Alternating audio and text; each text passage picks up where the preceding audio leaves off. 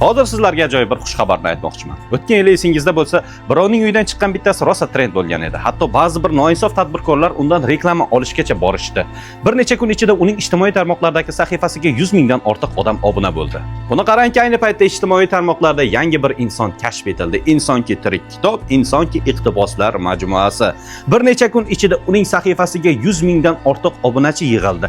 U bilan tashkillashtirilgan suhbat esa ijtimoiy tarmoqlarda million marotabadan ko'p ko'rildi. Bu raqamlar jamiyatimizda hali ham kitobga muhabbat va ilmga chanqoqlik o'lmaganligining isbotidir. Odamlarimiz tushunib yetyaptiki, qanaqadir bachkana vaynerlar va axloqsiz blogerlarni kuzatish ularga hech narsa olib kelmaydi. Aksincha, ilmga targ'ib qiladigan faollarni kuzatish esa ularni faqat va faqat rivojlantiradi. Shuning uchun nokerak kontentlarni ko'rib umringizni o'tkazib yubormang. Sizga manfaat yetkazishi mumkin bo'lgan faollarni qo'llab-quvvatlang. Ular atrofida birlashing. Keraksizlarni esa boykot qilib tashlang. Mana shu sizning bu jamiyat uchun qilgan eng katta yaxshiligingizdir.